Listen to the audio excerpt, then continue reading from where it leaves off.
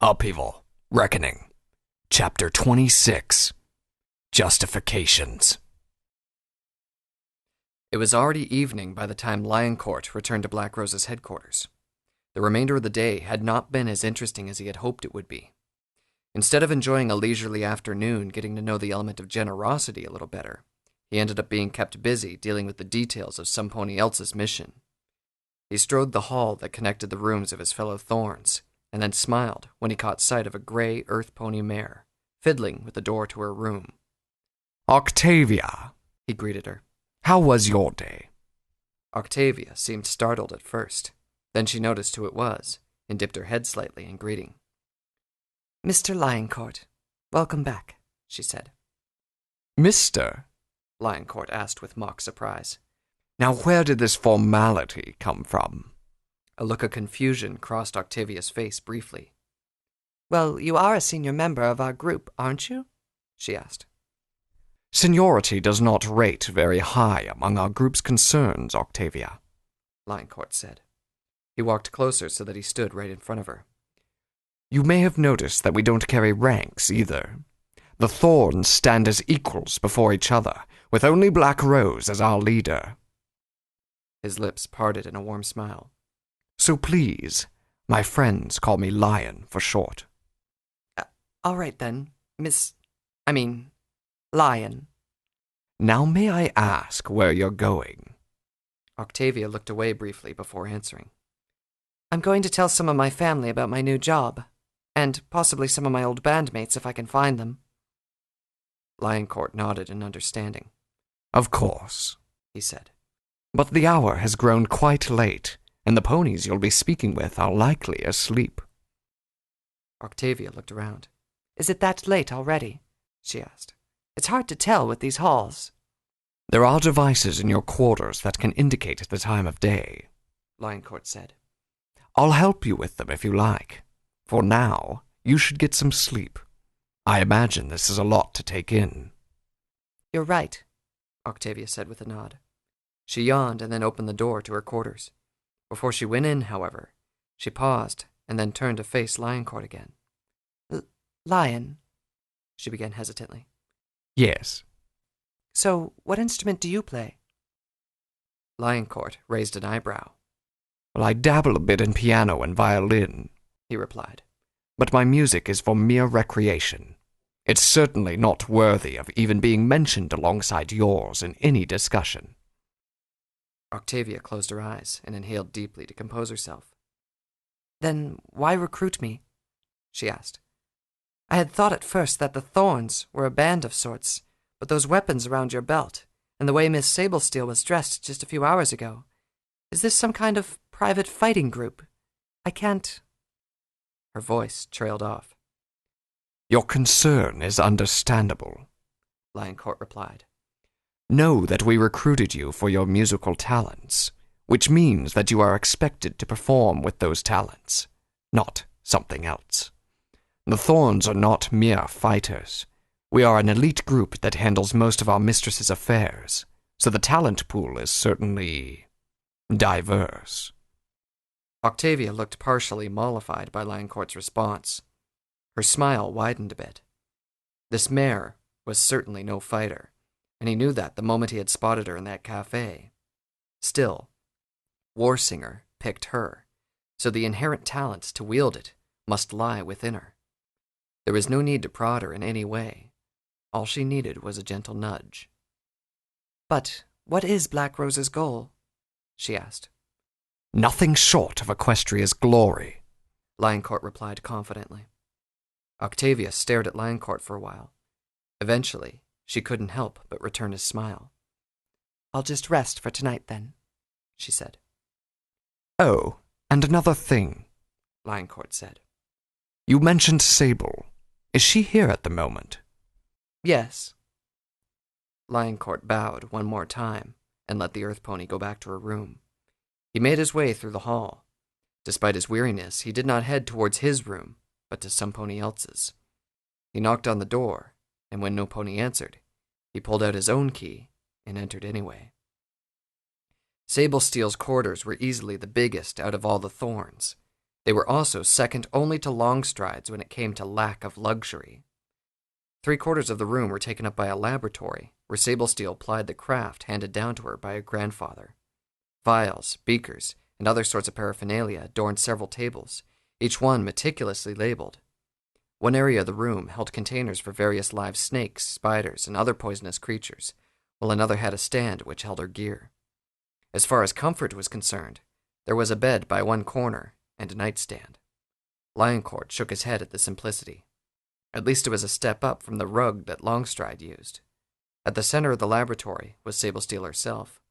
The Pegasus mare was making adjustments to her foreleg devices and replacing its used-up poison cartridges with fresh ones. "I'm busy," Sablesteel said. Without even looking, she waved a hoof dismissively. "I imagine you would be," Lion Court replied. He walked into the room and stood just a little behind her. "So busy, in fact, that I didn't expect you to be here so quickly." "Neither did I," Sablesteel said. "That pink pony is a volatile one. I expected to scare her, but not that much. Now I don't even have to follow up. She's probably seeing me everywhere without my help." "The Chosen are more sensitive than you think," Lion Court said. "Of course, this means that there really is no need for you to actually kill her loved ones, right?"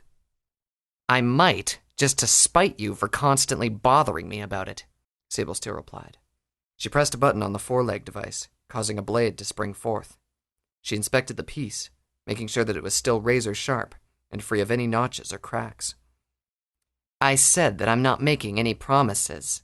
I might decide to perform a little corrective surgery on some baker's underbite, or try a new formula on some random rock farm." "I'm noticing a distinct lack of smiling on your part, my dear Sable." Sablesteel put down the foreleg device and stared grimly at the table. "You know that I've done a lot of horrible things to a lot of ponies, Lion," she said. "More so than any of us," Lion replied. "You do have the highest kill count in our group, and that's without bringing in non-ponies." "But each one of those targets shared one thing in common. They brought it on themselves one way or another. They were a danger to Equestria. They got on Black Rose's bad side. They were idiots." "True," Lion said. He had a good guess as to where this was going. "And Pinkie Pie?" "Pinkie Pie doesn't deserve this." Sablesteel moved from the tables to where the rest of her gear was, and replaced the foreleg device. "She's not a criminal or a spy, or even an inconvenient pony to have around. She's just some farmer's daughter who happens to be the element of joy. The Black Moon Blades reacted to threats. They never..." Sablesteel caught herself, and then snorted in frustration. "The Black Moon Blades died along with your grandfather, Sable," Lion said softly. "We are the Thorns, and we do as Black Rose commands." "I know," Sable replied. "It's just... assassinating some traitor is a lot different from scaring some mare witless in order to suck all the joy out of her life." "And yet our tasks are graver now than they have ever been," Lion Court said, his words taking on a stern tone. "Don't mistake my musings as traitor talk, Lion," Sablesteel hissed. "I'm not like our mistress's spineless brother. Just because I'll make some noise about it doesn't mean I won't skin every foal in the Heartland at her command." "No pony doubts that," Lion Court said, his tone lightening again. "No pony better," Sablesteel muttered. She walked towards Lion Court. "I should be going then," Lion Court said. "We both need our rest." "You're not going anywhere." "Oh?" Lion Court looked at Sablesteel and askance. In response, she walked right up to him and gave him a vicious shove, knocking him on his back and straight onto her bed. "You think you can just walk into my room and lecture me?" she asked angrily. "You've pissed me off, Lion. You and that wretched pink pony. I'm taking it out on you, or my work will suffer tomorrow." "Well, we can't have that," Lion Court said with a smile. His horn glowed briefly, making sure that the door to the room was locked. "I suppose I'll take one for the team." Sablesteel placed her forelegs on either side of the unicorn, pinning him in place. She fixed her eyes on him intently, letting some of her mane droop past her and brush against his face. Lion Court inhaled deeply. The pungent odor of poisonous gas, harmless at this point, still clung to Sablesteel's mane and coat. She had not bathed since coming back from her mission. Though she had likely wiped herself down, she was still grimy, and she stank of blood and dried sweat. He licked his lips as desire flickered within. 1, Sablesteel said with a snort. She pressed her lips against Lion Court's sword belt and began unbuckling it with her teeth. If you tire at 1, I'll gut you. The magical light that illuminated the room dimmed all around the two in response to Sablesteel's will. Black Rose's light enchantments were tailor-made for each Thorn's room. Black Rose's magic was far from Lion Court's mind for now, however. He matched her stare, admiring how the Pegasus's green and blue eyes still stood out despite the dim surroundings. "Until you're satisfied, then," he said. It was already evening when Applejack walked the halls of the royal palace on her way to the audience hall. She had decided to take Vanguard's advice and see the royal siblings, but had left off the matter until the day was over. The royalty were, after all, likely busy with so many things, and she shouldn't disturb them in the middle of the day. However, instead of winding down, the palace seemed to come even more alive as evening settled. The palace staff were whispering worriedly amongst themselves, while a group of legionnaires walked down the hall urgently. Applejack! The earth pony stopped when some pony called her name from behind. She turned around and spotted Twilight Sparkle walking towards her. Oh, hey, Twilight, she said as the purple unicorn caught up with her. You need something? Twilight saluted in response. I just wanted to talk, Vice Captain, she said. Applejack cringed at the gesture, then looked around her. She drew Twilight aside so they could talk in private. Look, Twilight, I know we're in the same squad and all, but there's no need to get all uptight with the rank, she said. We're still friends first, all right? Twilight smiled in response. I was just teasing, Applejack, she said. Congratulations are in order, I suppose. Applejack scratched her head in embarrassment. Yeah, she mumbled. She was still dazed by that development. Just a few hours earlier, Vanguard had asked to talk to her privately, and then sprang the invitation. So, what's this about, Vanguard? "I'm not going to mince words over this, Applejack. I have an Earth Pony skirmisher spot in my squad, and I want you to be the one to fill it." Well, this is so sudden. I mean, I'm flattered and all, but aren't there legionnaires who can fight even better? Don't sell yourself short. Special Operations has eyes all over the Legion to check on candidates, and you're not anywhere in the bottom of our list. And there are other circumstances. It's because Twilight joined up, isn't it? Interesting. How'd you know? Just a guess. It sounds like something Twilight would do. She did. There's one more reason. You're still listed as my vice captain. I don't think there's any need to correct that, or even consider it a mistake. Well, all right. You look like you really need the help, Vanguard. Vanguard looked at Applejack curiously. "That was fast," he remarked. "You know, you could say that you need to think about this some more." I thought so too, Applejack replied. I guess I just can't say no when you ask me all serious like that. Besides, you'll need help reining Twilight and Scarlet in. Vanguard smiled and moved closer, patting Applejack on the shoulder. "True," he said. "I can always count on you, can't I?" Applejack shook her head at the recent memory, especially when Twilight started staring at her suspiciously. So, what did you want to talk about, Twi?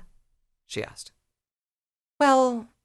Twilight hesitated, and for a few tense moments, Applejack didn't know if she wanted Twilight to continue, or just give up and walk away.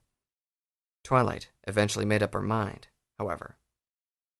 Applejack, tell me honestly, do you like Vanguard? Of course I like him, Twi. He's a nice stallion and... The withering stare from Twilight halted Applejack in her tracks. You know what I mean, the unicorn said in a low tone. Applejack looked away, fidgeted nervously, and then simply let out a long exhale. Of course it would come down to this. Rarity had warned her already, but it still caught her unaware. Well? Twilight asked impatiently. It was Applejack's turn to fall silent and mull over her next response. There was no trying to sidle out of this conversation. Any more attempts would surely anger Twilight. But what was she supposed to say now? She had never prided herself in being able to figure out her friends.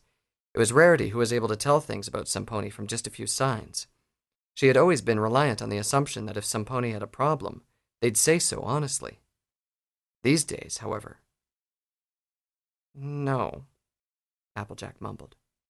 As soon as the answer left her mouth, she was already questioning why she had said that. Was her answer really no? Rarity didn't believe so back then. The doubts lingered, and part of her wanted to take the answer back. Instead of relaxing, Twilight only scrutinized the Earth Pony further. Really? She asked. You're making that face again, Applejack. It was then that Applejack realized that she was scrunching her lips together and glancing about. She pressed both front hoofs against her face and rubbed. When she was sure that her face was blank, she faced Twilight again. No, she said flatly. More protest welled up inside her, but she was more resolute now. And so is she. Rarity's words echoed inside Applejack's mind. Dense as she already knew she was, even she could now tell that Twilight felt strongly about Vanguard. The unicorn's intensity made it all too clear as to how invested she was on the answer. Rarity was right. Their harmony was in danger, and she had to do something. Twilight seemed to hesitate when she repeated her answer. Instead of subsiding, however, the doubt and protest continued to build until she could feel a physical ache in her chest. Well, okay, Twilight said. She didn't look completely convinced, but she backed off. She continued to watch Applejack curiously, however. Is there something else, Twi? Applejack asked. She tried to sound emotionless, but her voice came out strained from all her internal effort. I sort of have somewhere to go. It was Twilight's turn to look surprised. No, she said, after recovering. I'll see you later, Applejack. The purple unicorn walked off, a little dazed, as Applejack noticed. With Twilight gone, Applejack pushed everything that had just happened away before a wave of difficult emotions hit her. She was going to meet with one of the royalty. She didn't want to do so, looking as if she was about to break down any minute. Another hour passed with Applejack just waiting outside the audience hall. Eventually, one royal guard approached her. "Your audience has been granted, Legionnaire Applejack," he said.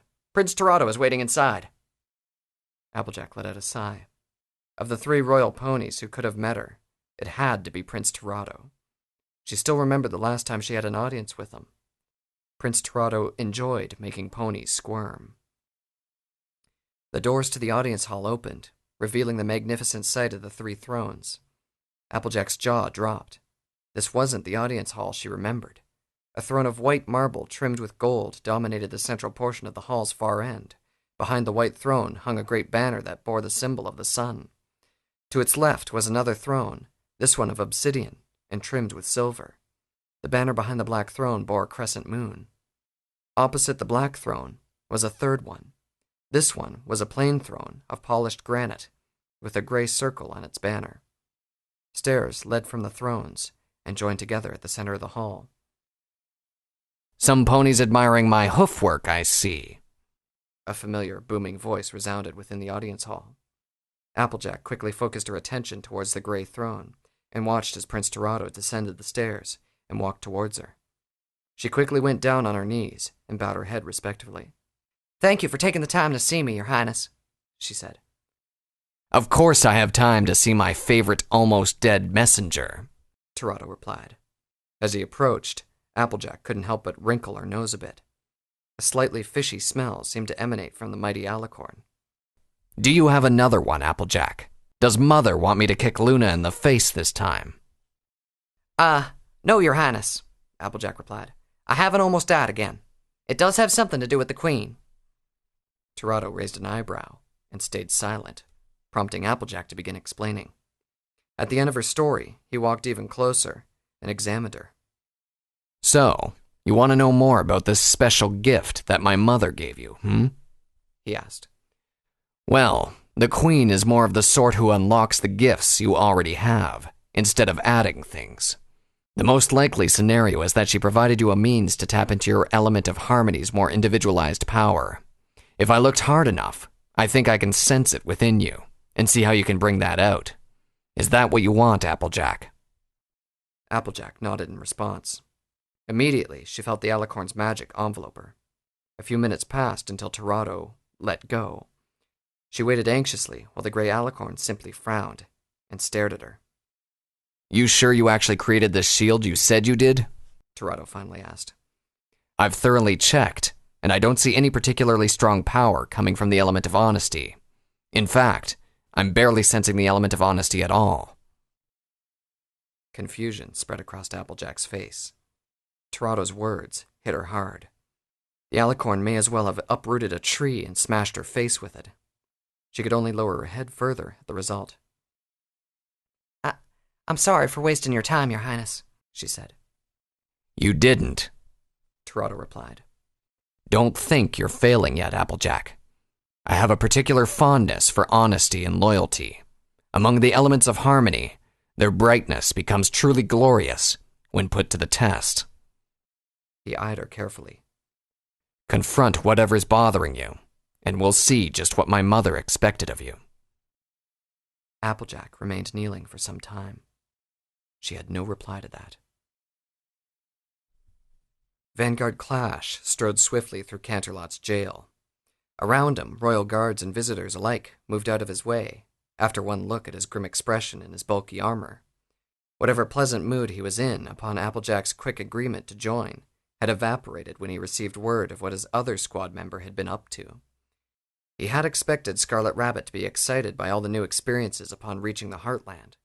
The Red Pegasus had nearly talked his ear off about solid clouds, low-altitude clouds, and liquid rainbows. All of that was fine.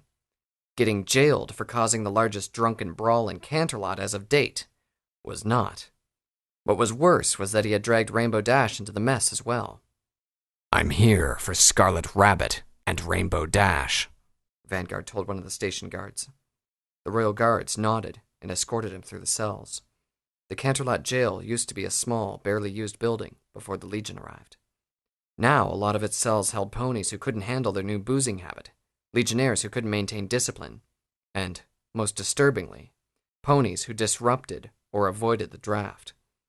He came to the end of one hallway and looked right into one cell.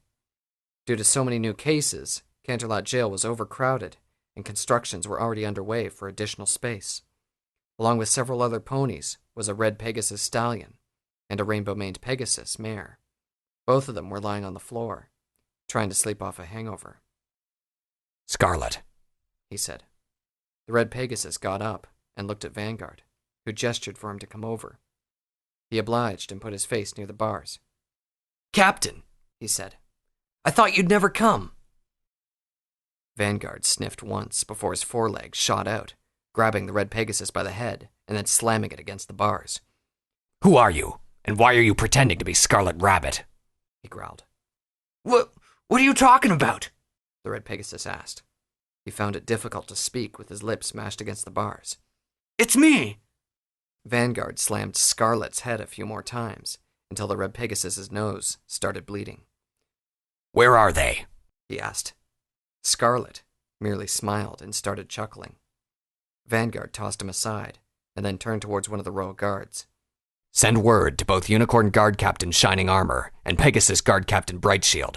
Legionnaires Scarlet Rabbit and Rainbow Dash are currently missing and must be found at once. His tone was so urgent that even though he had no authority over royal guards, they saluted and ran off to do as he said. He glanced back at the impostors. Their deception discovered, they didn't bother maintaining their distinguishing enchantments. He considered questioning them, but it was unlikely that they knew anything at all. Half an hour passed after Vanguard's visit to Canterlot Jail, and he was now looking at his new squad and then some. It was late in the night, but both Twilight and Applejack were awake and alert when they heard that some of their friends were missing. He glanced over his new vice captain. The Earth Pony was clearly distracted about something. He was going to have to talk to her about it later. Vanguard, what's going on? Twilight asked worriedly. What happened to Rainbow and Pinky? I've got preliminary reports already, Vanguard replied. Pinkie Pie has been spotted in Ponyville and is staying in Sugar Cube Corner. I asked Night Canter and her squad to head over there to pick her up already. As for Rainbow... Vanguard paused. He could only assume that Rainbow Dash and Scarlet Rabbit had been abducted. Almost as soon as he sent word out, conflicting reports reached him.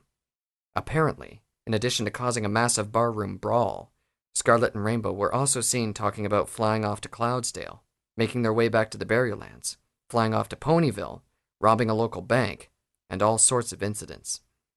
Rainbow Dash and Scarlet Rabbit are currently missing, he said. Both mares gasped. Do we have any leads? Twilight asked. That's the problem, Vanguard replied. We have too many leads. Whoever has taken them has scattered about 100 decoys to cover their trail. Applejack stomped a hoof against the floor. In the meantime, who knows what they're doing to Rainbow? She said angrily. This is Black Rose's work, Twilight added.